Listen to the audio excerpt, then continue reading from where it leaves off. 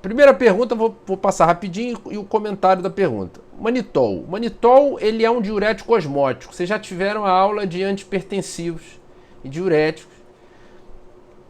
Imagino que tenha sido comentado sobre diurético osmótico. Não tenho certeza, mas não sei nem se vocês já tiveram a aula. Eu acho que sim. Depois me confirma se já tiveram essa aula de... Beleza.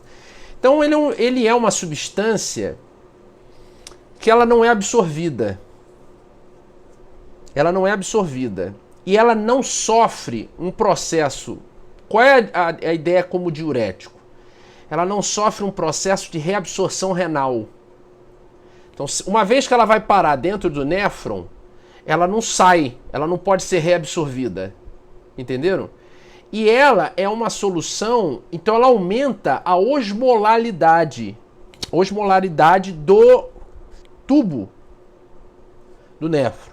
O que é que isso quer dizer? Que se você vai ficar hiperosmolar, então vai puxar água.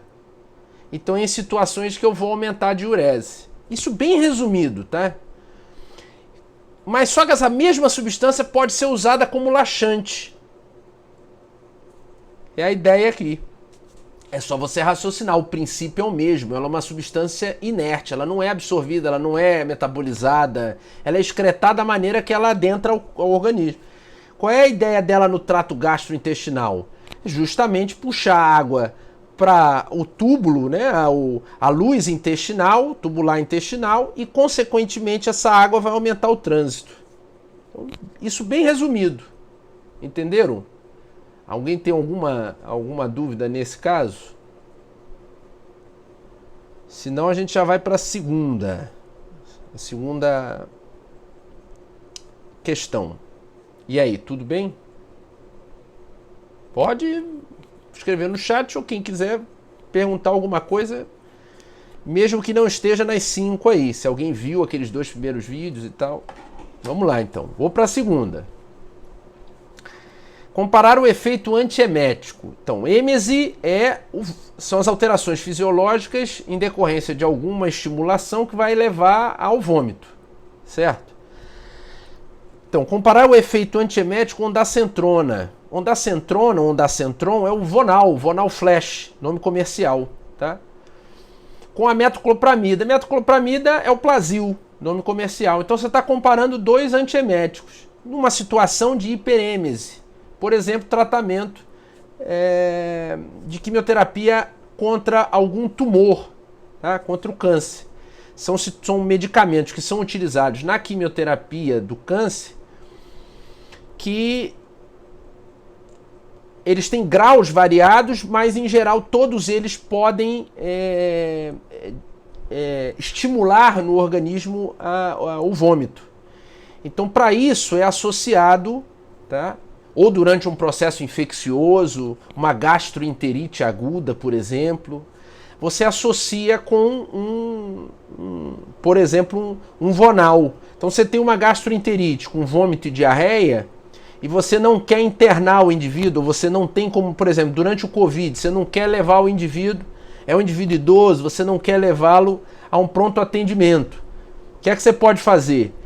Para cessar o vômito, que se ele está em vômito e diarreia é difícil, você vai ter que ter um acesso venoso, porque como é que você vai administrar o medicamento se ele está externalizando, digamos assim, o medicamento? Uma das opções é você fazer um Vonal, que é a ondansetrona, sublingual. Você compra o Vonal e bota embaixo da língua. Então, a via sublingual é uma via que ela não tem o metabolismo de primeira passagem, quer dizer, ela vai ser drenada a drenagem venosa diretamente via a cava superior e, consequentemente, rapidamente distribuída e rapidamente faz efeito, né? Mais rápido, pelo menos, que a via oral.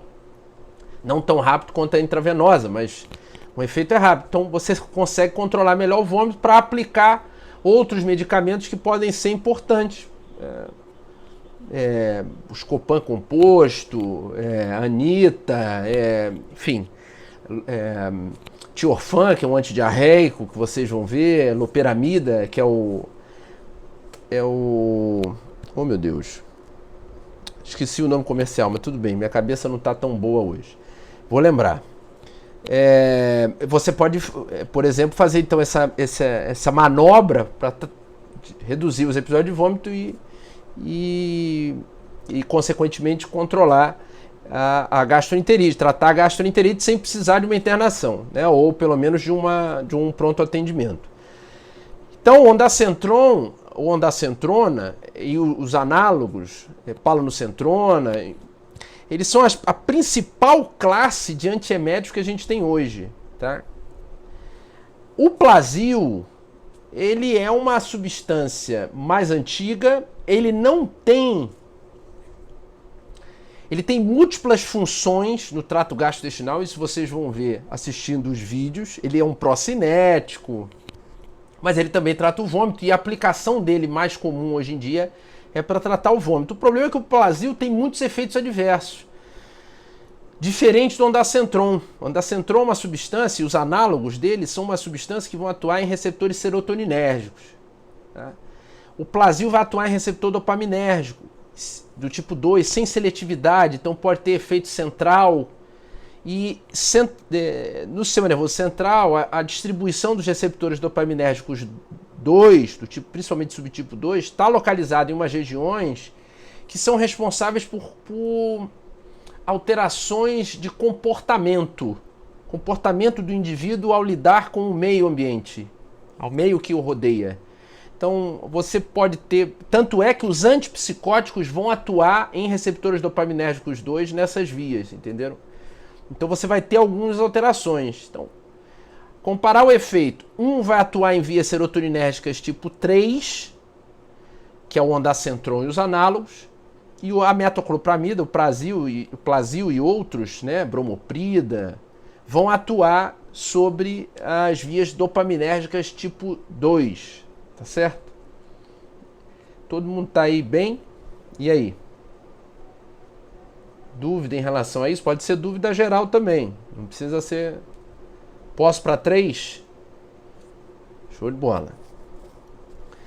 Quais vantagens da aplicação, né, do omeprazol? Aqui já é uma classe de fármacos muito consolidada, que são os principais antiácidos que a gente tem, que é a principal classe que vai tratar úlcera péptica, gástrica, duodenal, doença do refluxo gastroesofágico, síndrome Zoriger-Ellison. Tudo isso tem como primeira linha de tratamento a aplicação de substâncias da classe dos inibidores da bomba de prótons, IBPs, ao qual o omeprazol foi a primeira droga da classe a ser comercializada, a ser produzida e comercializada.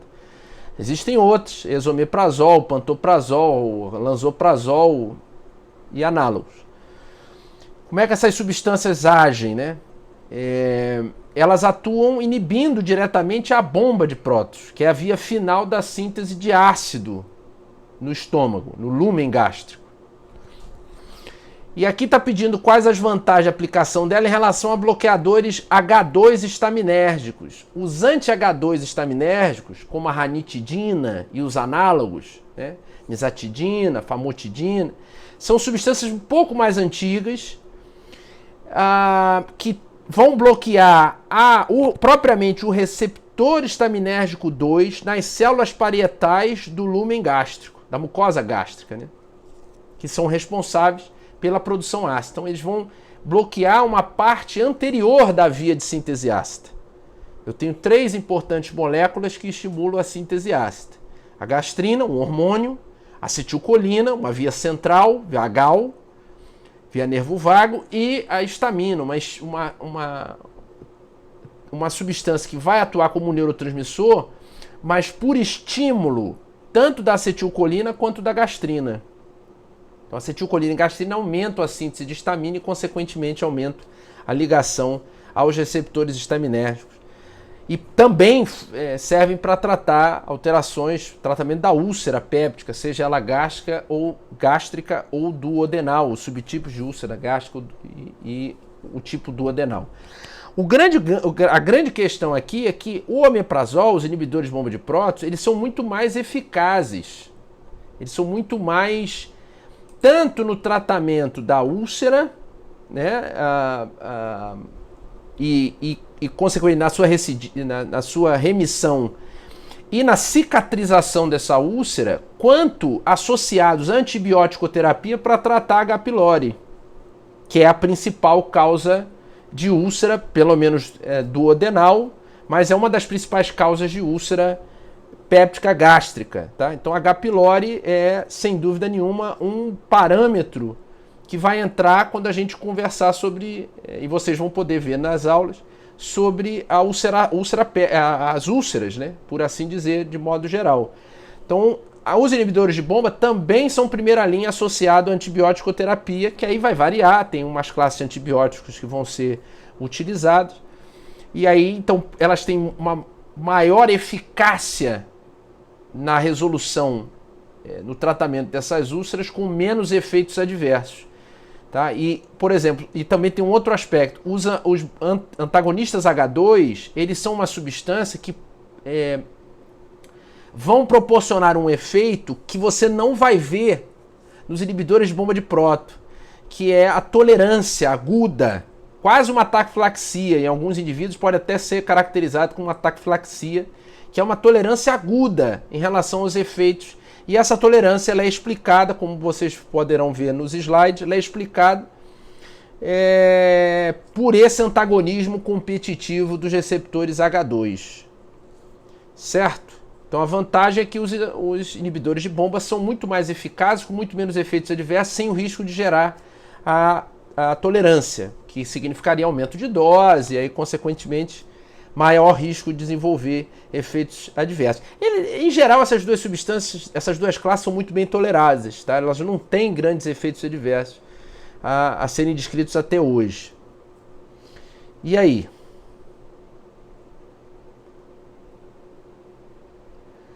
Muito bem. Tá. Essa parte que a Natália perguntou é a caracterização, é a classificação clínica das úlceras gástricas. Então, é uma classificação que é conhecida classificação de Johnson. Ela está muito relacionada com o transcorrer, como decorre o surgimento da ulceração. E as características que vão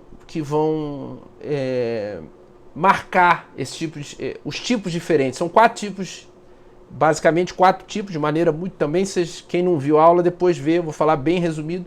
São 4 tipos da classificação de Johnson, classificação 1, 2, 3 e 4. Os tipos 2 e 3, eles têm muito mais característica análoga a uma úlcera péptica duodenal. São marcantes isso, né? De hipergastrinemia, então com hipocloridria, então tá ali, marcante. As úlceras 1 e 4, elas têm uma outra caracterização. São muito parecidas com faz uma gastrite atrófica, muito semelhante à anemia perniciosa. Você vai ter quadro, o indivíduo não que é mais comum é a úlcera do tipo 1, subtipo 1. O indivíduo não percebe ou não é diagnosticado precocemente. Em consequência disso, tudo começa com a nossa querida H. pylori, na maioria dos casos. Então, é a principal responsável pelas ulcerações. Então, na presença do H. pylori, normalmente é uma gastrite crônica ativa. Quer dizer, tem um processo inflamatório gerado ali. Vocês vão ver lá que eu explico quais são a bateria de ferramentas que a H. pylori tem para proporcionar isso. Tá? Como enzimas, um maquinário todo que ela evoluiu e que adquiriu, adaptou para gerar esse processo. Isso geralmente gera uma gastrite crônica ativa, que o indivíduo vai sentir sinais, sintomas característicos. Tá? Mas às vezes isso não acontece, a maioria das vezes isso não acontece, não é identificado, e essa H. pylori, que normalmente começa na porção do antro gástrico, quer dizer, nessa porção final, ela vai migrar para uma porção mais acima, na pequena curvatura, tá?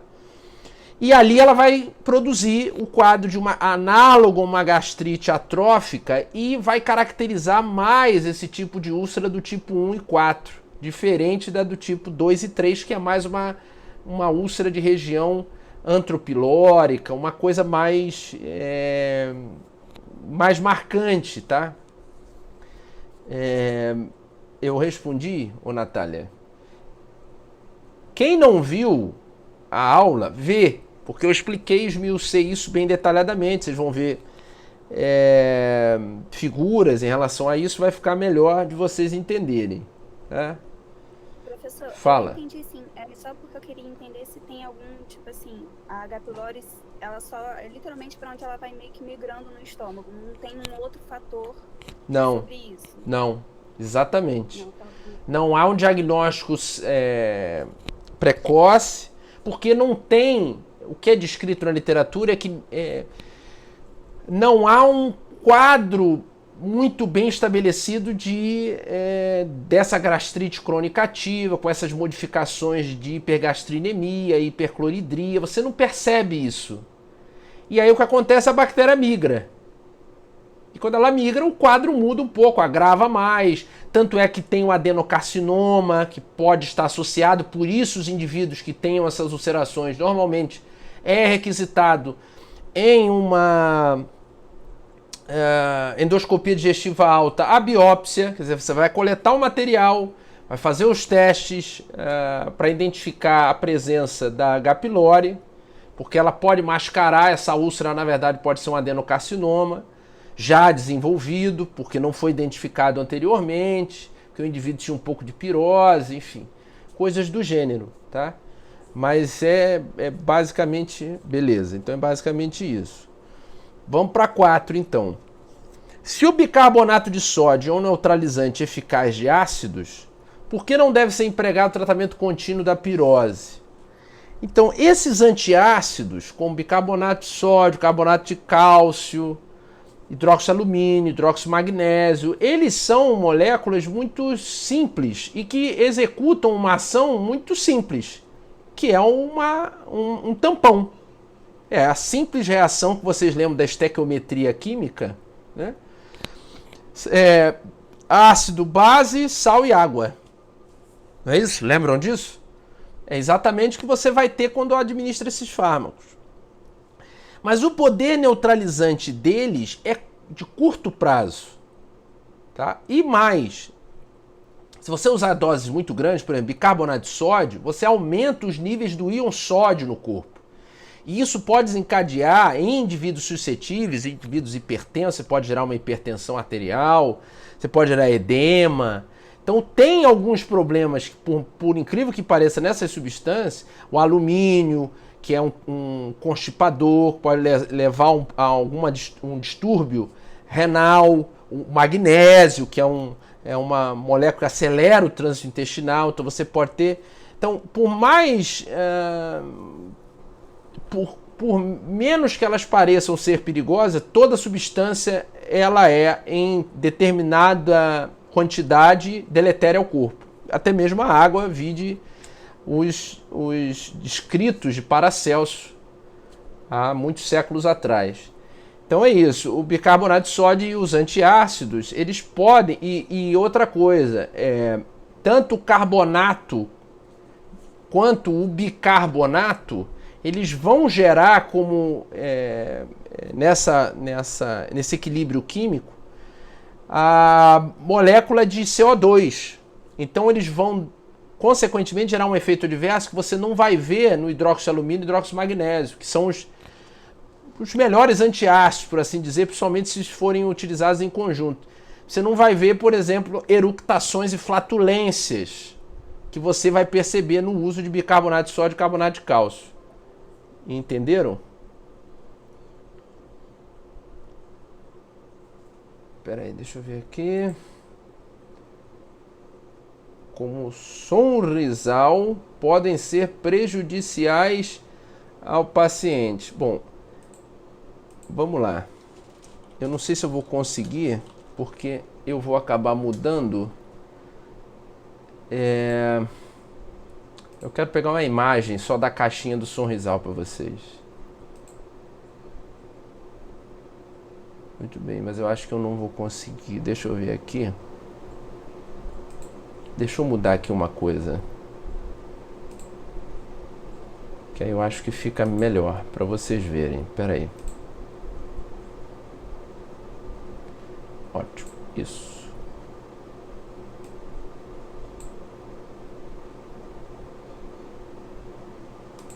Tá bom, eu acho que vocês vão conseguir ver, certo? Tô correto nesse ponto? Beleza.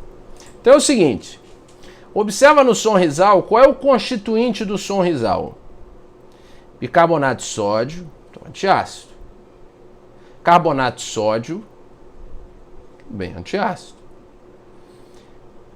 Vou pular. Ácido cítrico. Ácido cítrico é um conservante, tá? Então vamos para cá, ó. Ácido acetil salicílico, 325 miligramas. Então, o Sonrisal e alguns outros antiácidos, eles têm na constituição uma moléculas de ácido acetil salicílico, que é um anti-inflamatório não esteroidal, tá? Da classe dos salicilatos, que tem como principal referência internacional a aspirina e como um similar o AAS. E são substâncias utilizadas com propriedades anti-inflamatória, redução da febre e analgésico. Tá? E ainda tem uma propriedade extra, que são antiplaquetários. Mas vamos deixar essa de lado. Então, muito bem. Eu disse para vocês, e vocês assistindo a aula, vocês vão observar que tem alguns parâmetros, tem alguns fatores que são fatores de risco para o desenvolvimento de úlcera péptica, gástrica e péptica duodenal. O principal deles eu comentei, é a presença de H. pylori. Cepas, determinadas cepas de H. pylori. Tá? O segundo fator mais importante para o desenvolvimento de úlceras é o uso indiscriminado de anti-inflamatórios não esteroidais, da classe ao qual o ácido acetil salicílico pertence. Os anti-inflamatórios não esteroidais, eles vão atuar sobre a ciclooxigenase, reduzindo a síntese de prostaglandinas e, como consequência, diminuindo a produção de citocinas pró-inflamatórias, que vão atuar no centro de controle térmico hipotalâmico, que vão atuar, no organismo como um todo para produzir as alterações inflamatórias que o organismo julga necessário, em decorrência de uma infecção ou mesmo de uma patologia inflamatória não infecciosa. Beleza.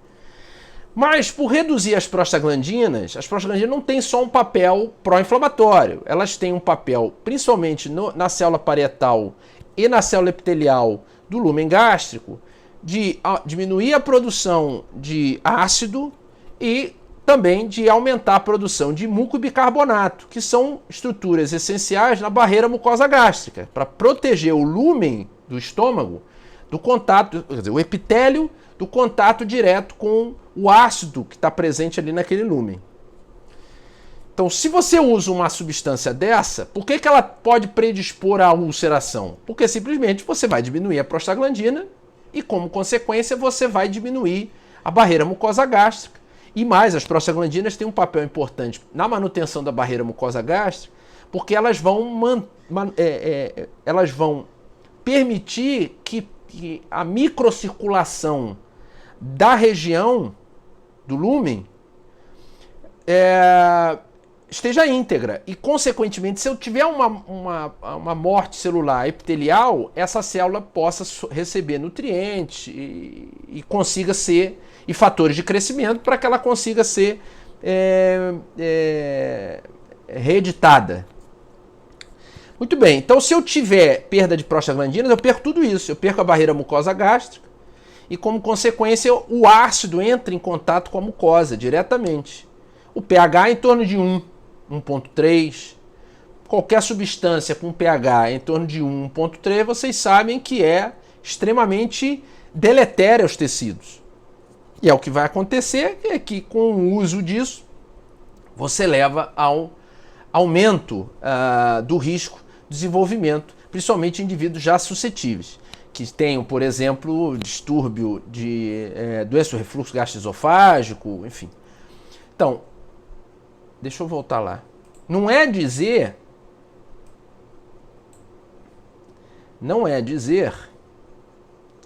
que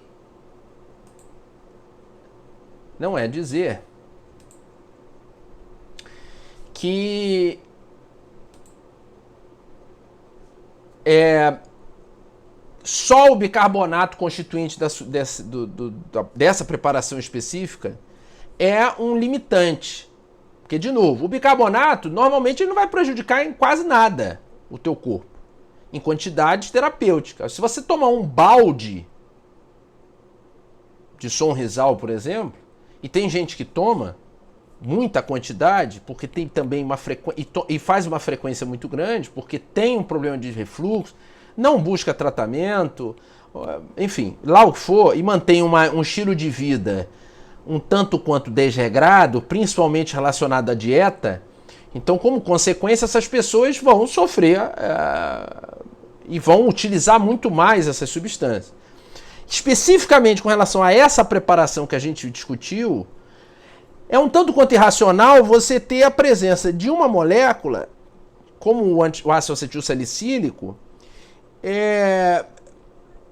para ser utilizada numa proteção, digamos assim, a uma lesão de mucosa, sendo que ele é uma substância por si só e numa quantidade que é considerada até elevada, 325 miligramas. Pra vocês terem uma ideia, a quantidade de 100 miligramas é a necessária para você fazer uma prevenção antitrombótica.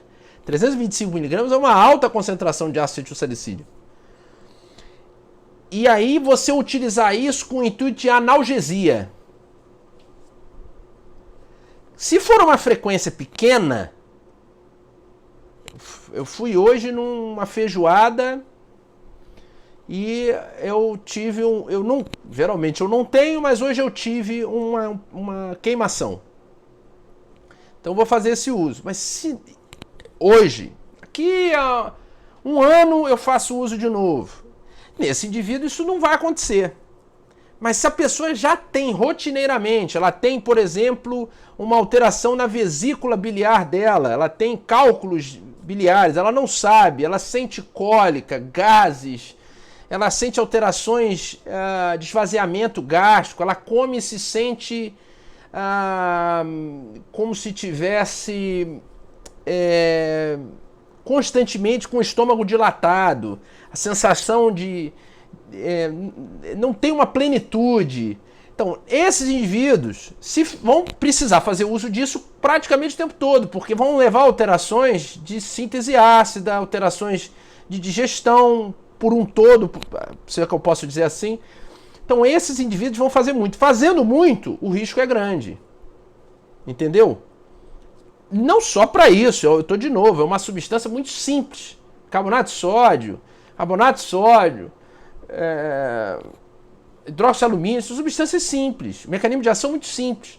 Naturalmente não devem provocar efeitos adversos, a não ser que o indivíduo já tenha alguma propensão ao acúmulo do alumínio, ele tem uma doença renal, então pode acumular alumínio, pode levar a um prejuízo.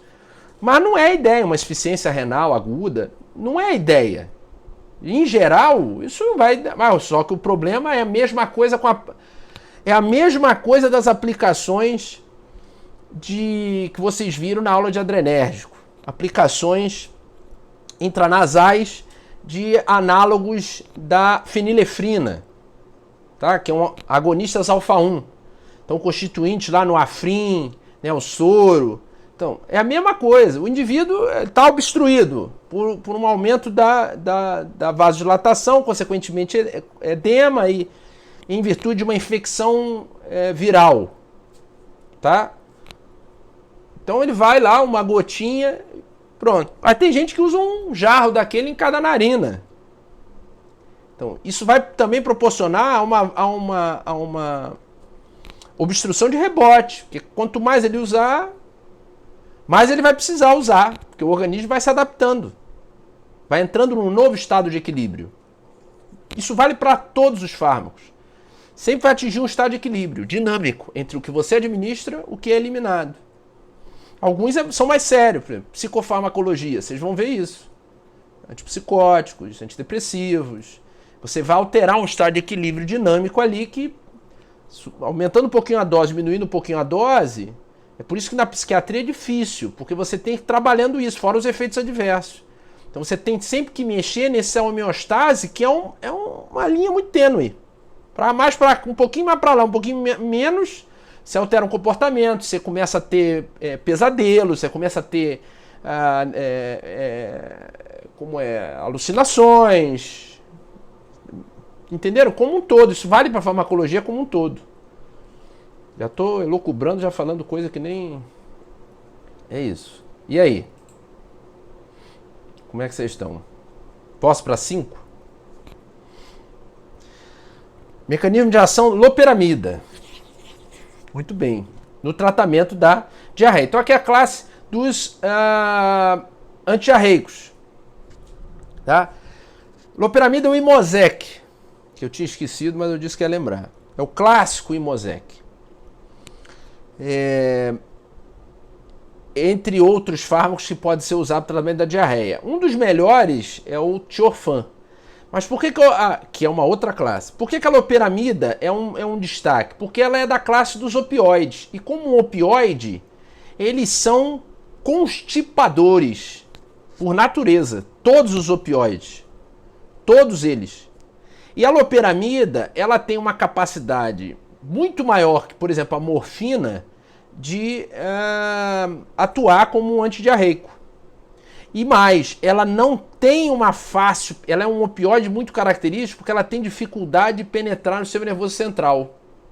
Então não tem você dificilmente, a não ser em crianças, onde a dose tem que ser ajustada, mas dificilmente num adulto saudável, você vai precisar fazer... Você vai correr o risco de alterações centrais ou mesmo desencadear processos de dependência com a loperamida. Então, ela é um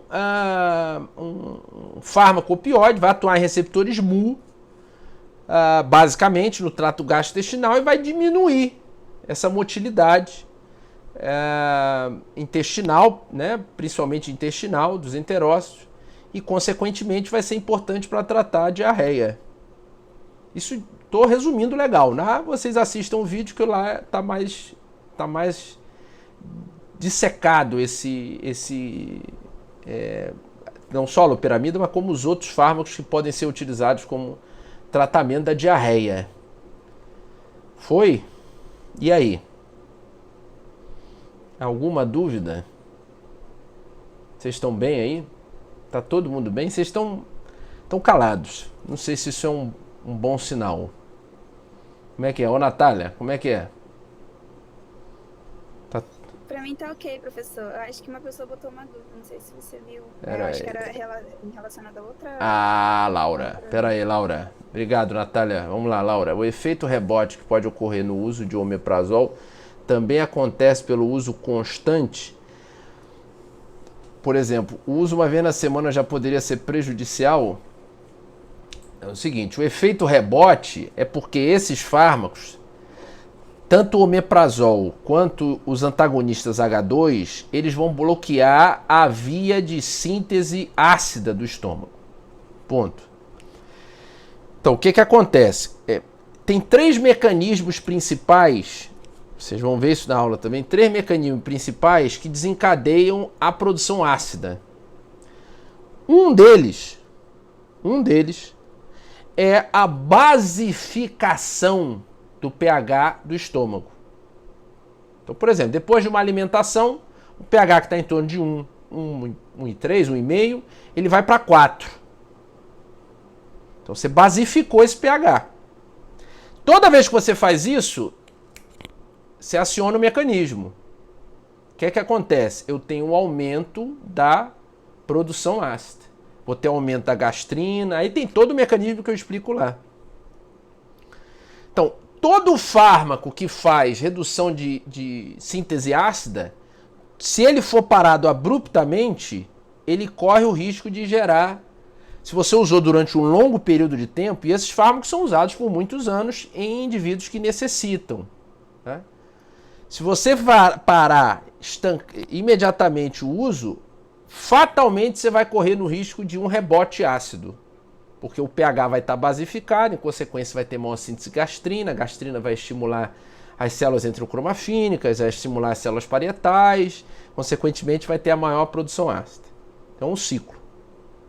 Foi? Então sempre que você tomar isso... Agora, você está dizendo tomar uma vez na semana? Peraí, deixa eu ver aqui se foi isso que você perguntou. Por exemplo, o uso uma vez na semana poderia ser prejudicial. Bom, o uso uma vez na semana disso não é esquema terapêutico para tratar nada. Por exemplo, quando você trata a ulceração em decorrência de H. pylori, você pode chegar a 8 semanas, dependendo de onde é a úlcera. Úlceras gástricas, por exemplo, até 8 semanas usando isso. Então você não vai usar uma vez só. Uma vez só não vai acontecer nada, absolutamente nada. Tá certo? 0. Você precisa pelo menos de uns 3 dias de uso aí para você ter um esquema padrão, para você começar a ter um risco de rebote ácido. Tá certo? Mas uma vez na semana nem é muito esquema terapêutico para tratar nada, basicamente. O indivíduo que precisa, ou ele toma todos os dias essa substância, ou ele não toma. Foi? E aí? Fala, manda. Diga. Manda aí. Os outros, alguma dúvida? Tá todo mundo bem? Maravilha. Vamos lá.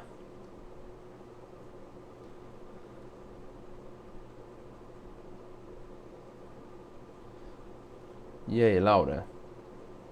Manda aí.